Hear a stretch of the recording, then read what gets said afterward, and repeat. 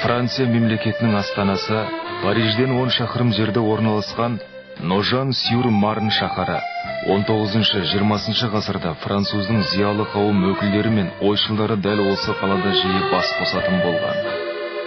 Марн өзенінің жағалауындағы аталмыш шаһарда 1921-1941 жылдары Алаш қозғалысының қайраткері, түбі бір түркі халықтарының ынтымағын аңсаған, публицист ұлт мұраты үшін күрескен қазақ азаматы Мұстафа Шоқай өмір сүрген. Алаш арысы Ножандағы Сквер-де-ля Фантон көшесіндегі осы үйде 1933 жылға, яғни өмірінің соңына дейін тұрған екен. Париж менің екінші отаным, француздар екінші халқым деп қабылдаған Мұстафа Шоқайдың пәтері Түркістанның уақытша астанасы аталған. Оның шаңырағында сол кездегі ел тәуелсіздігі туралы жиі айтылатын болған. Ұлт қайраткері аңсаған азаттыққа қол жеткеннен кейін Францияда оның мүсіні қойылып, аллея ашылған еді.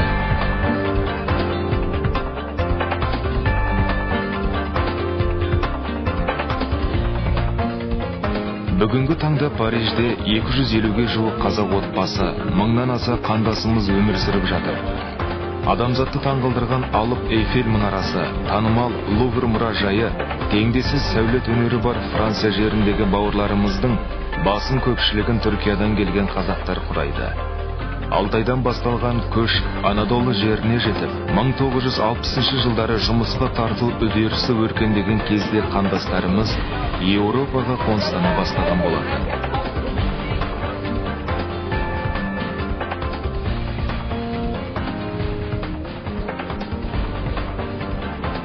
Бес қажы Көксал қайда жүрсе де, қолынан қойын дәптері түспей, құрлы қаралы қазақ көшінің тарихын зерттеп жүрген қазыналы қария.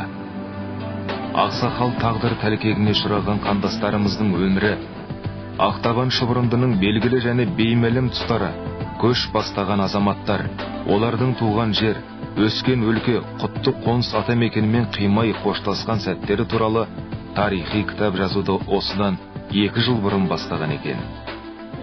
Өз жазбаларын ұрпағына мұра етіп қалдыру оның басты арманы. Бес қажы Көксал аға буын өкілдерінің айтқан естеліктері мен бабалар өсиетін санасына сіңірген алыстағы қазақтың бірі. Ең алғаш үлкендерден естіген құлақпенен, ол уақытта жас кезіміз көп аңғармадық. Кейін қайнатам, осы Оразада қайтыс болды, 95 жасында Әтейхан деген кісі. Сол кісінің демеуіменен бұл қағазды қолға алдым. Сол кісінің жазып берген бір 10 шақты беті бар. Өзгесін сол жазып келе жатырмын тарихта. Бағзы бір ескі кітаптардан да бағзы бір сөздер бар. Сейітхан Молла атамыздың кітабынан да бар. Арғынбек Апашбайұлының кітабынан да алдым. Бір-екі ауыз сөз. Зайтынғазының кітабынан да алдым. Шәкәрім Құдайбергенұлының кітабы Алаш шежіресі атты кітаптың 2-ші тобынан да ұруғдардың аттарын алдым. Сонымен жазып келе жатырмыз.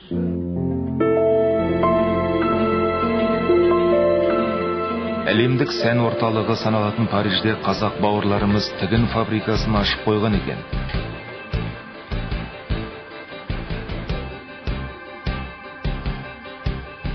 Олардың бұл кәсіпорында Астана деп атауы атажұртына деген сағыныштарынан болар бәлкім.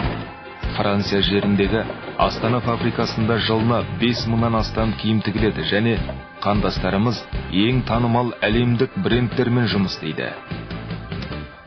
Алыстағы ағайын алдағы уақытта Қазақстанның жеңіл өнеркәсіп саласын дамытуға өз үлестерін қосқысы келеді.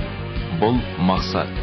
Ал оған қол жеткізу үшін ең бастысы жылдар бойы жинақталған тәжірибе бар. Өйткені байырғы ата қонысынан жырақта жүрген ағайындарымыздың көбі Түркияға келгенде тері өңдеумен айналысқан болатын. Еуропаға қоныстанғаннан кейін де қандастарымыз осы кәсіпті нәсіп еткен. Кішкене күнімізде әке-шешемізден үйрендік. Әке-шешеміз Түркияда. Өзіміз Қытайдың қазағымыз.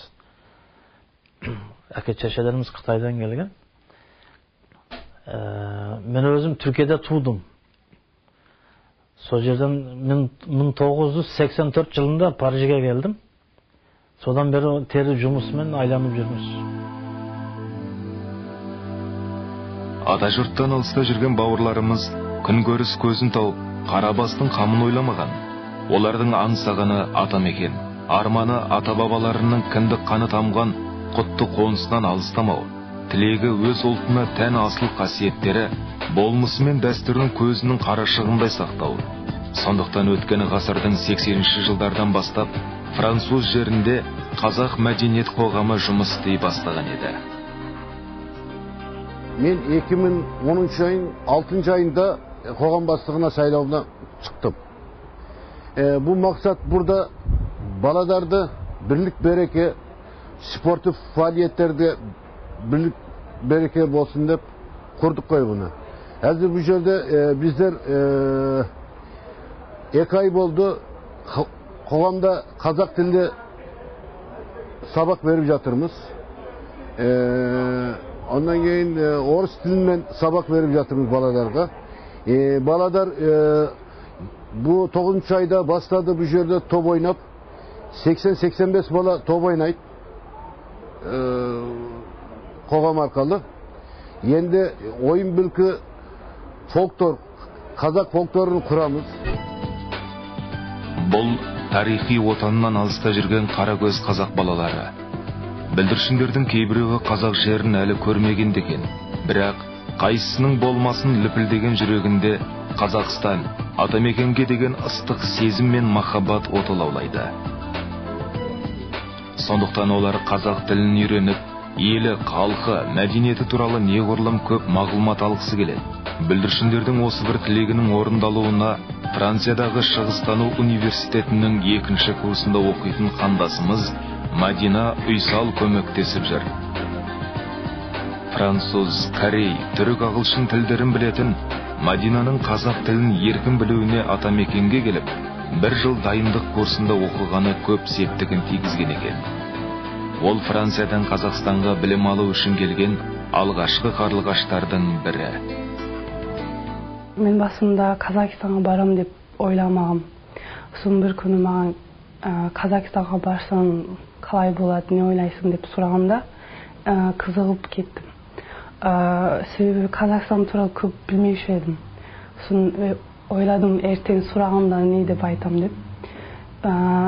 Өзім де Қазақстан туралы тек қана теледидар арқылы көргем. Сол үшін мен өзім көзіммен көрейін деп бардым. Менің білгенім сол кигізудер, бүркітмен сол далада жүрген, сол менің ойымда болған солар болған, көп білмеуші едім. Сосын барғанда сол кезде көрдім Қазақстан қалай, Қазақстан дегеніміз не.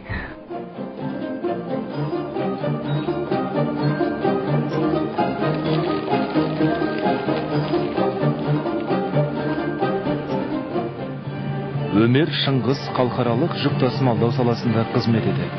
Ол жылына 80 000 шақырым жол жүреді екен. Дегенмен, қандасымыз аптасына 1 рет болса да, Мұстафа Шоқайдың тас мүсініне арнайы барып, гүл шоқтарын қойып тұруды азаматтық парызы санайды. Сонымен қатар, Өмер Шыңғыс Мұстафа Шоқай атындағы француз-қазақ достық қоғамында қызмет етеді. Қазақ баласы бірігіп, тізе қосып іс қылса, халықтық мақсат сонда орындалады деген екен Әлихан Бөкейханұлы. Ұлт біріксе, алынбайтын қамал болмас. Сондықтан алыста жүрсе де, бойларында қазақ деп атойлаған қаны мен жаны бар ағайындарымыз Мұстафа Шоқайдың өмір жолын, елінің, егемендігінің тарихын жат жұртқа таныту мақсатында арнайы қоғам құрған болады. Негізі бұл Мұстафа Шоқай атамыздың қоғамының құрылыш идеясы Түркияда Абдулвахап Қара деген мұғалім бар. Ол кісі міне жерде француздар Мұстафа Шоқай атында бір қоғам құрғай жатыр деп бізге айтып қойса, енді біз қазақ, сіздер құрсаңыз да жақсы болады деген соң. Бұдай мына қазақ мен француз арадарында күлтүр таныту үшін құрсаңыз деген соң 2007-нің 11 айының 5-інде Мұса Чоғайды ресми болып қоғам құрдық. Көп бақыттымын, Құдайға шүкір. Неге десеңіз, бұндай бір идеясы болған үлкен атамыздың жолында немерелері болып, қазақтың атын, Қазақстанымыздың атын шығару үшін жүгіріп жүргеніме өте қуаныштымын.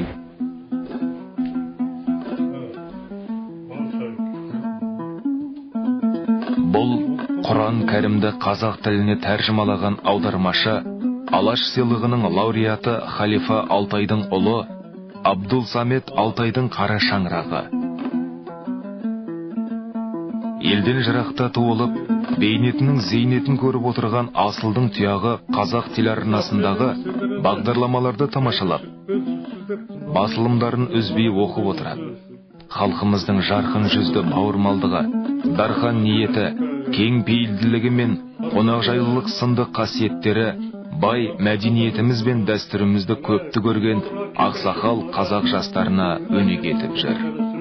Еуропаның төрінде мына Францияда мәдениеттің орталығында осындай жерде де өмір сүргенімізге, соның өзінде де сол қазақтың несін тастамай келе жатырмыз. Салт дәстүрлерін, бұрын ғана нелер, чай ішу, дастархан жаю, шелпек, бауырсақ пісіру, ет асу, ет тарту деген бұлар бұзылмай сол бұрынғы қалыппен келе жатыр. Жастарға айтарымыз, бәрі мәселе қазақтың халқы, біздің қазақтар дегенден бері әке шешесіне қатты сыйлаған, әке шешесіне бата алмай ар бері жүрмеген. Батасы сондықтан әрқашанда әке шешелерін сыйлап, әке шешелерін баталарын алулары. Және мына шет елде де жүрсе, сол елін жұртын танып білудері керек. Қазақстанды білу керек, атамекендерін білу керек, өзі недерін білу керек. Алаш айбынды ұраны, қасиетті Құраны, Алаштың олар құрбаны, мен жастарға сенемін. Мен сенемін жастарға. Алаш атын аспанға шығарар ол бір таңда, мен жастарға сенемін деп ақын Мағжан Жұмабаев жырлағандай, Еуропа жерінде қайсарлы қазақ жастары бар. Олар сан түрлі сала бойынша білім алып, қызмет етіп жүрген азаматтар. Дегенмен 80-нен астам Парижде тұратын қазақ балалары әр апта сайын спорт алаңында жиналып, футбол ойнауды дәстүрге айналдырған. Жастарды салауатты өмір салтына баулу, оларды біріктіру мақсатында Париж қазақ спорт командасы құрылған еді. Қазақ спортының бас мақсаты біздің қазақ жастарының далаға кетмелеріне әңгелемек үшін жасадığımız bir faaliyet. Yani buna Paris Kazak Spor 1992 yılında жасанды. İlk Avrupa Kazak Kurultayı için жасанған нәрсе. Yani o yerde bizim Selçuk Bıyıklı degen dostumuz bir kulüpмен anlaşıp o yerde bizge dayadap verdi. Жеті арал жермай, қайран Алтай, елімай. Ғаламторда дәл осы сағынышты жолдар жазылған арнайы сайт бар. Аталмыш сайтты ашқан Парижде тұратын қандасымыз Түркістан Сабашан. Оның мақсат мүддесі халқымыздың ұлттық өнерін, әсем әні мен күмбірлі күйін, әр қазақтың делебесін қоздыратын айтыс өнерін ғаламтор арқылы сырт елге таныту. Бұл оның жүрегінде патриоттық рухы жалындаған ата жұртын, елін шексіз сүйетін жан екенін айғақтай түседі. Түркістан Сабашан бала кезінен бабаларының кіндік қаны тамған сайын даласы тарихи отанына табан тіреп, бір көруді армандаған, жүректен кіріп, бойдалар қазақ әндерін атамекенінен жырақта жүріп тыңдап, аңсарын басып отырған. Кемемен шаруа қылғанда Ленинградқа барып ек, сонда апам қазақ тіліне таңсықпыз. Апам бар 80 жасында, 90 жасында. Соған бір пәтипен алайын деп. Сонда Құманғазының бір несін тауып алдық. Басқа жоқ екен. атыс заманы. Кейін тіпті. Орыс заманıydı. Сонда тауып берді, қайта үйіне келдім, қуандым. Апама апарып барған, апам да қуанып. Күнде өз ақыл басына келгенде тыңдайды. Қазақ өлеңіне зәр едік. Әзір 20-сында осы өзгерттен кейін, туып төгілгеннен кейін, әзір үйімізге өлең келді. Алыстан алаш десе аттанамын, қазақты қазақ десе мақтанамын. Болғанда әкем қазақ, шешем қазақ, мен неге қазақтықтан сақтанамын. Париждегі тұратын қазақтардың көкірегінде сағыныштан, құтты қоныс атамекенін аңсаудан туған мөлдір мұң бар. Ата жұртын қадірлеуден, тарихи отанының жетістіктеріне қуанудан туған сүйіспеншілік сезімі бар. Олар біздің алыстағы қандас бауырларымыз, қарагөз қазақ ағайындарымыз. Қазақ халқы үйірсек бір қауым. Мүмкін мәртебе жастарда қазір жаман емес, жақсы. Бұл оқу ғой түбі. Түбі оқу. Оқусыз ілім, ілімсіз білім болмайды ғой. Бұл жастарымыз Аллаға шүкір барлығы да жақсы.